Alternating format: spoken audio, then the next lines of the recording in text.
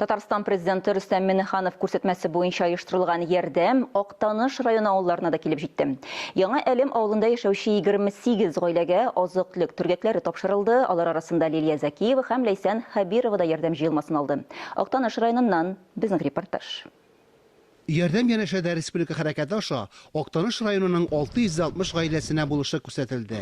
8 яшьтән зурак балалы, җан башына гаиләнең уртача кереме түбән булган 343 гаилә, әти-әнинең берсе алимент түләүдән баш тарткан 7 гаилә, опека һәм попечительлек вазифаларын үтәүче 24 гаилә, социаль яктан куркыныч 5 гаилә, керемнәре түбән булган 65 яшьтән өлкән ялгызлар, бүгенге кризистан зыян күргән 52 үс мәшгуль һәм шәхси эшмәкәр республика җитәкчелегенә ихлас рәхмәт сүзләрен әйтә. Рәхмәт шушы хөкүмәткә, безнең җитәкчеләребезгә, шушындый күрсәтү сүләсендә барыгызга да саулык, сәламәтлек. Безнең гаиләдә 2 бала, икесе дә мәктәптә укыйлар, алар хәзерге моментта дистанцион обучение үтәбез өйдә. Шуңа компьютердан өйдә инде обучение үтеп барабыз. Бүләкләр өчен бик зур рәхмәт инде, конечно. Көтелмәгән рәхмәт. Коронавируска бәйле вәзгыятьтә авыл халкына волонтерлар ярдәм итә. Казаннан азык-төлек ярдәме алып килгән йөк машинасында махсус киемнәрдән район волонтерлары каршы алды. Беренче көнне башкаладан җибәрелгән ярдәм төргәкләрен Игелек үзәге бинасына саклауга куйдылар.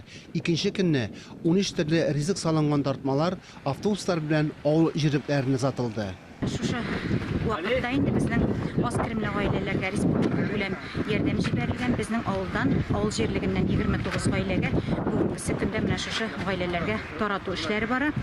Бу инде безнең 65 яшьтән өстә булган гражданнар, аз керемле гаиләләр һәм күп балалы гаиләләр бу бүлеккә лаек дип әйтәсе килә. Рәхмәт җитәкчелеккә.